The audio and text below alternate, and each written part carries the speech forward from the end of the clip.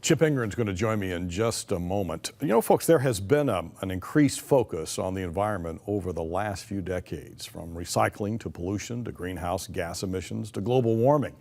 The environment is central to our news and political agenda on a daily basis. Chip Ingram, hasn't the environment been at the heart of God from the beginning of time? Well, John, as I read the Bible, I would say the environment has been the top on God's list since day one. You know, the point of the earth, the garden, the perfect environment was so he could be with us. He created a place that he calls good. In fact, it was perfect. Eden was perfect. It was designed with just the right amount of the water, the canopy, the animals, the plants, the beauty. And it reflected, we know, it reflected the beauty of God, the wisdom of God. And so, yes, God created the environment. He always cares about what he created. And then even after we fell, you know, that command, we're to have dominion, we're to care for it, we're to supervise it, we're co-regents, co-creators. God's first job given to mankind before sin entered was care for this earth. Don't exploit it, care for it.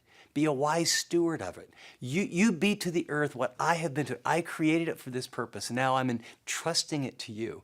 And even Romans chapter 8, it's interesting that when redemption comes, think about this. Currently, the creation is groaning. The creation is longing. Sin entered in by our human fault in rebellion and coup against God. And creation fell. God never intended for tornadoes or tsunamis or any of these things that we see happen in creation. They're ultimately a result of sin. But creation is waiting and yearning and longing for full redemption. And then I don't know if you've done much studying about heaven, but yes, there is an intermediate heaven, and to be absent from the Lord is to be in the presence of God. But the ultimate new heaven and new earth, there's going to be a place one day a lot like the first place. The new earth is going to be just like the old earth, except no problems, no sin. The lion will lie down with the lamb. It'll be beautiful. It'll be spectacular. And we'll then learn how to be with God in a creation or an environment by his special, special design. So God, from the beginning to the end, thinks very carefully and actually in an amazing ways about the environment.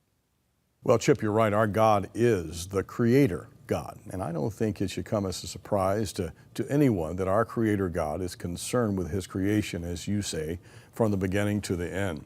And Chip, you do a great job reminding us that creation, the environment, is all longing and waiting, groaning, yearning for redemption. This was not God's original plan, as he has entrusted us the stewardship of the environment.